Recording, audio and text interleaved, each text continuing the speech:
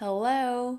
So I've had my ricoh for about 7 to 8 months now, and I've only been using one recipe. Or two if you count black and white. But mainly, I've been using this one recipe for such a long time that I wanted a little bit of change. And while I was playing around with different settings, I found out I missed the firmware update from earlier this year. And that update had a new film simulation called negative film. So I got the update and I played around with different film simulations to see what the biggest difference was and what I could do with it.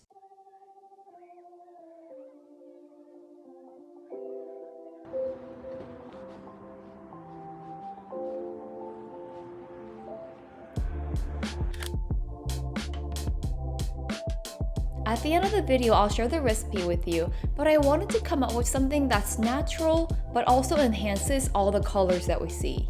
Following the idea that I had for one of my extra Nuvi videos, I decided to test out the recipe during the day, at night, and indoor and outdoor.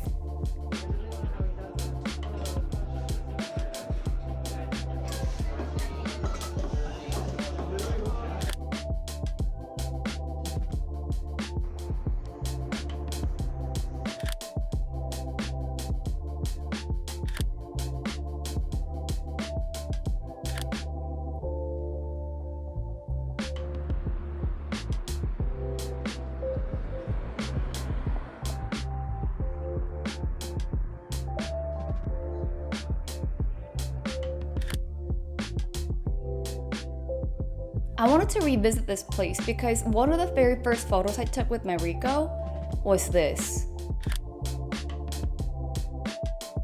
To simply compare the colors, because of the high white balance, everything's a lot warmer. That, I will say, is the biggest difference.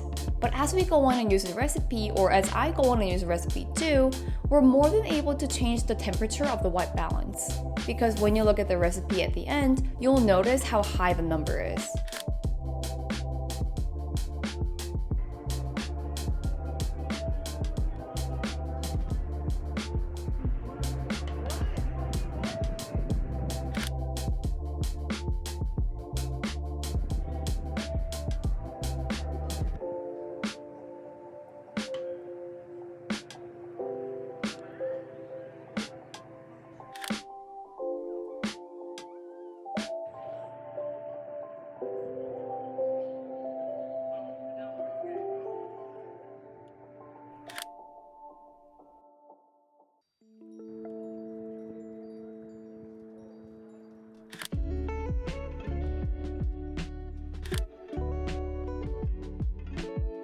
Mainly because the new goal for this recipe was to enhance all the colors, I wanted to do something with this wall. Because of the harsh afternoon light, I knew I could get a good picture of people walking in front of each color.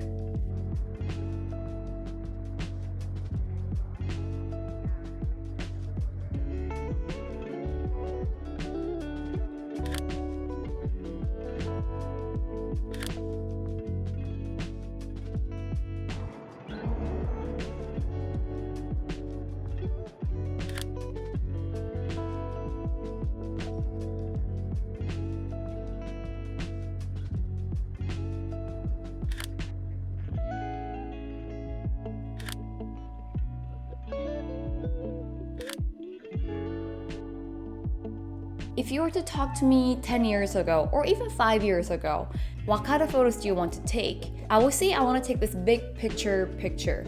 Something where you can see everything happening all at once, this person walking, the building, the trees, and maybe some cars driving by, this whole big wide picture. But something I've been into lately within the last few years was to really zoom in on my subject and see what's happening around them.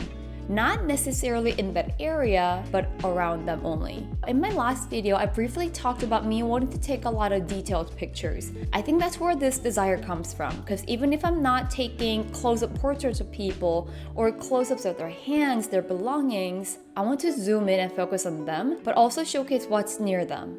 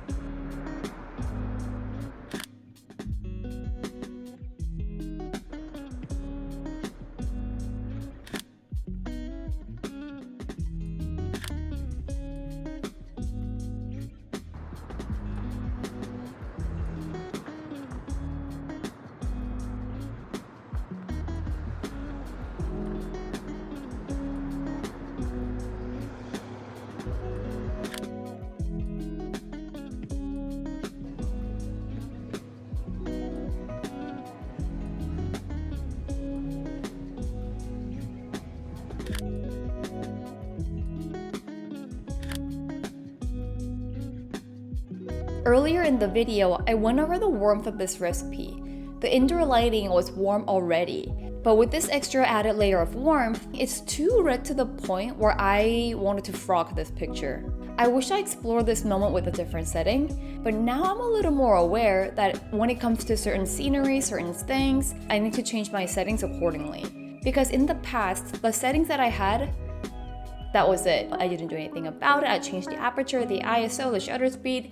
That's really all I did. But now that I look at this, I knew this could have been better if it was slightly cooler. Something to keep in mind.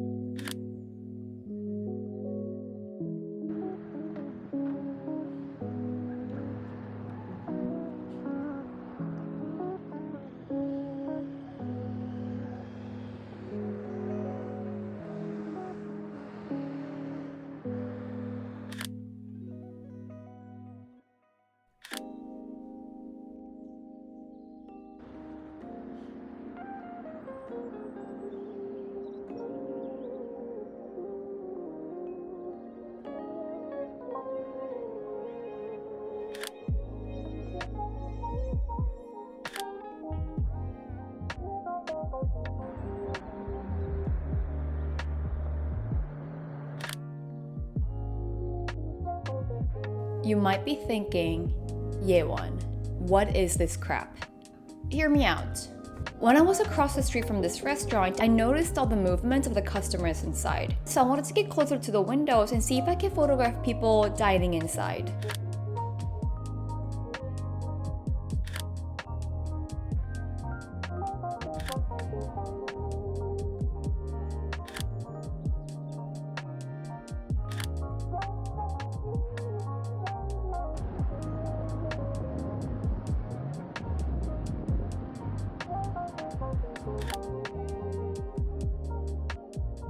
Not to make fun of my own picture, but this kind of looks like something that everyone would take. Out of all places and buildings in Los Angeles, I've never taken a photo of the wheel turn. There wasn't a show happening that day, and because there wasn't a line or a crowd outside, I wanted to recreate the busy feeling that the venue has when they have an event. I wanted to utilize the people that are standing underneath the lights. And because I thought having a very still image of the venue like this was a little too boring, I played around with the shutter speed.